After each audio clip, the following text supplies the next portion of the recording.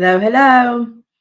So this week we're going to go through branding your craft, and I'm going to start this one off with a little bit of controversy, but branding isn't a logo. Okay, branding isn't just about your logo and how that shows in your company. It's also not about the colors that you choose, not on its own. Branding is about everything that visually shows people what you are, everything that verbally in its tone of voice tells people what you are, who you are, what your business is, what you want to achieve, what you want to be, what your products want to be. It shows everything. Branding is overall, it's over everything, and branding is very different to marketing. Branding is how you communicate yourself and your product and your business out to the world. Marketing is how you get out there and literally sell your product, your company, and yourself, how you tell people about it. But branding is everything. It's everything that ties together to give people an overview of who you are, what your business is, what you're looking at achieving, what you're aiming to do. Now, I am passionate about good branding. I love good branding. And it doesn't, not necessarily branding I like, because there are brands out there that I don't really like their branding as such. I don't like their logos, I don't like the design, but together it's beautifully done. And I have a real appreciation for beautifully done marketing and beautifully done branding. But when it comes to starting a business and it comes to starting your craft brand, it's a minefield. You have no idea, where to go, what to do. You know you need a logo, so you create one of them, and then you kind of know that you need to have the same color scheme over, so you create that. But it's not always the same, and it doesn't always flow, and it doesn't always match, and sometimes it's really difficult to get that same vibe across everything you do, across everywhere you are, and knowing that your customers will look at it and know exactly who you are, exactly what you are, exactly what you stand for, what your values are. And it's really difficult to do. Now, one of the things I always teach is do a mood board. So look at other products that are similar to yours, look at your competitors, look at people that are out there that are doing similar products and go, okay, I like that. Then look at people that will use your products, and then look at, get some pictures of Pinterest and look at what type of person you want to buy your product, and get all these pictures together visually, put it all out and say, okay, what colors stand out? What activities stand out? What fonts stand out? What designs stand out? Okay, so this is how you start then looking at building your brand. And then looking at these colors and going, okay, I kind of like the pink, not sure it will work for me, or I kind of like the green, but it's a bit light, I'd like it a bit darker. So then start getting your mood and that tone and that mood. Are you a spring color? Are you an autumn color? Is your product better in summer than it is in winter?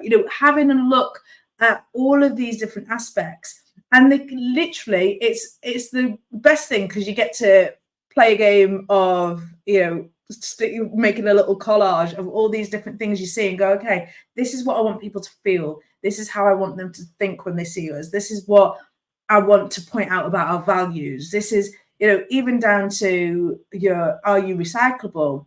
So I want to have that recyclable, logo everywhere so that they can see that we're a recyclable product. All these different things. That having that logo, it's a choice of a logo. We're recyclable, yeah.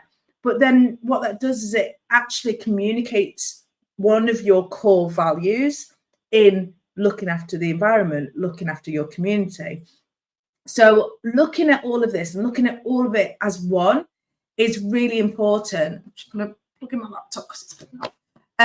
is really important to developing a full theme and a full design and a full everything around your branding. And when you're looking at this, yes, it's, your first thing in mind will be your logo. And then it'll be like the typeface you use. Then it'll be the website you're building or the flyers that you're designing. But it's really important to take into consideration the customer journey through this as well. So you're attracting them to you with your logo on flyers and on websites and on social media, and you're attracting them to you, and that's fantastic. Then you're getting them to your website, or you're seeing them at an event, and they can see your branding all over your stall because you've got it all designed so that they've got the logo, they've got, the colors, your actual setup is made so they've got the 3 points, they can see all of your products, they can see your hero products, your supported products. It's all there. You've got a massive big logo behind you. If you're anything like me, logos behind you, massive. You spend half your time going, this is me, so that people can see who you are and what you're doing. And you've done all that. And then they've bought the product from you and they get home and it's like, it's just a product. Where's the theatre? You've given me theatre all the way up. You've given me theatre in your social media. You've given me theatre in your flyers. You've given me theatre at your stall. You've given me theatre on your website with all the logos and the designs and the colours and the fonts and everything else. But then I've just got a product in a bag. Branding extends past the purchase period right through into the after service. So when you're looking at your design, looking at your branding, looking at the experience that you want people to have before they purchase for you, also consider how that branding stretches out to the experience that they have after they purchase from you. Okay. And that's not just a logo at that point, because they've got your logo, and that's not colors at that point, because they've seen all the colors, they've seen all the fonts, they've seen everything, and they've still chosen to buy from you. Brilliant. The tissue paper you use when you wrap their product up and put it in a box or in a bag, does that have your design on it? Does that give off the same vibe that your website does? If you're shipping it out, does your box give a bit of theatre to it? Do you open it up? Do you have a thank you card? Do you have a discount for their next order? Have you got a little treat in there? My thing was, I used to love, because I made candles and I had this whole theme around that huggy experience, that Scandinavian experience of loving your home, having it smell nice, having it feel nice, having everyday luxuries in your home. So even though the candles, weren't bargain basement candles, they weren't high expensive candles that you can only afford once a year. These are candles that you can afford every single month as a treat to give yourself a little bit of luxury. So what did I want them to think when they opened the box? They got wax melts, any new wax melts that I had as testers, so they could test out new scents, but they got a tea bag. And I used to put a tea bag in there with a thank you card so they could have a little cup of tea on me. I used to change it seasonally. So in the winter, I would have bags that were recommended for hot tea with hot tea flavors in there. And then in the summer, I used to have the cold brew teas with more vibrant summer flavors in there. So I was thinking about that whole experience all the way through. There'd be a thank you card with a 10% off. There was all this sort of theatre afterwards. So that branding, that feeling I wanted them to have when they were drawn in was the same feeling I want them to have in the aftercare. Emails that go out to them afterwards. Are you correctly talking to your customer? Are you giving them the same feeling when you're dragging them in as you were talking to them once they're a customer? Have you got an email sequence set up where you ask for feedback? How's it going? Have you tried your product? Is it good? A thank you email that goes out. Thank you very much for your order. Welcome aboard into our community. This is what we're about. This is who we are. Are you telling them about yourself, your journey, your values? So when it comes to branding, in the first instance, we all talk about logo designs. We talk about the colors. We talk about the fonts. We talk about how your website's going to look, how the imagery is going to look on your store. We talk about all of this, but a lot of people miss the fact that a branding journey doesn't end for the customer at point of purchase. That branding journey continues after, into the aftercare service. And that aftercare service is so important because you spend so much time, energy, and money dragging a customer into purchase. Now they've purchased from you, they are potentially a customer for life. So they've purchased from you. So they've tried out your product, they love it. But they trust you now because they've gone through that process, and they trust your company because what you've told them you're going to sell them, they actually have in their hand, and it works. And it's exactly as it said. It's actually exceeded their expectations. It's amazing. They love it. It's fantastic. So you don't need to spend all of that energy convincing them anymore. They're convinced. But then you forget about them and you stop communicating with them. So they forget about you, and someone else is going to draw them in.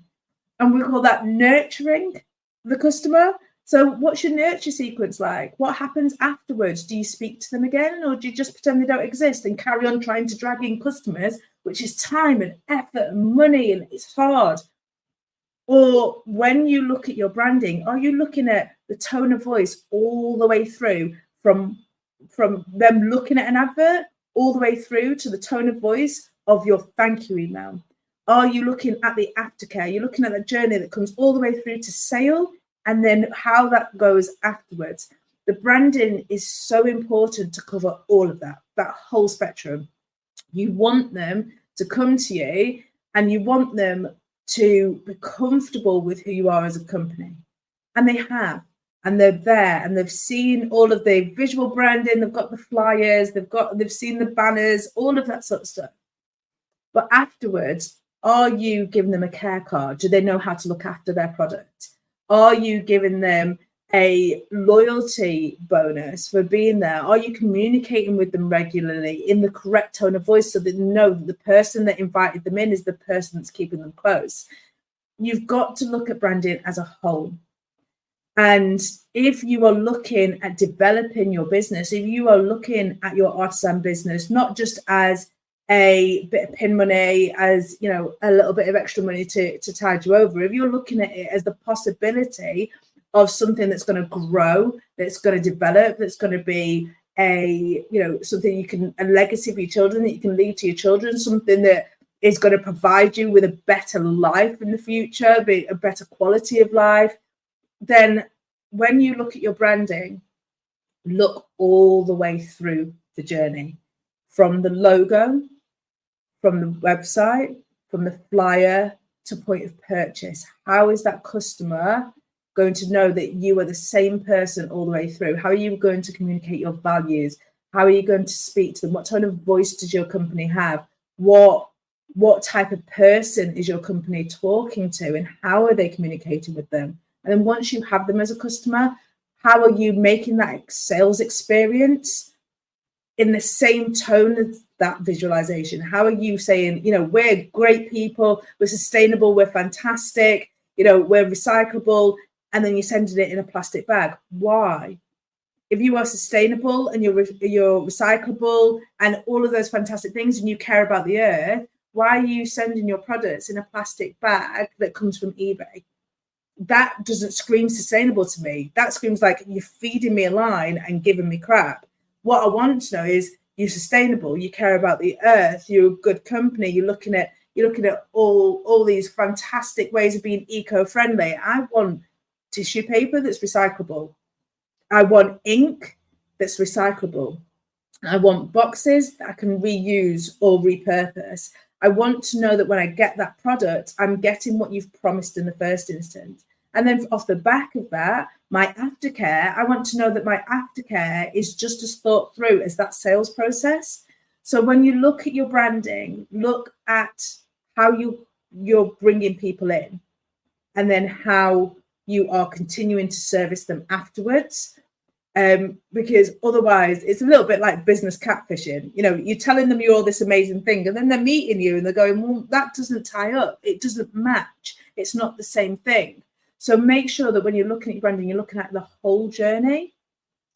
It sounds scary, and it's one of them things where, well, how do I know what the journey looks like? Well, it's you that creates it. So it can look like anything, but it's you that creates it. So look all the way through and look at the branding as a way to communicate yourself, your product, and your values to your customer as a whole service all the way around, from when they first see you to when they become a repeat customer and buy from you time and time again. You keep the same level, the same consistency all the way through, the same branding all the way through, the same visualizations all the way through, but that your values are key in your branding all the way through. I hope that's helped someone. I hope that's helped all of you. And if you have any questions about how to make that customer journey a completely branded experience, drop a comment below and we can have a chat and we can go step by step through what your product is, what your goals are, how you want that to relate to your customers, and we can make you a timeline for that customer journey to make sure your branding is the same all the way through and that consistency of the branding is there. All right, guys, I will see you next week. Take care. Bye.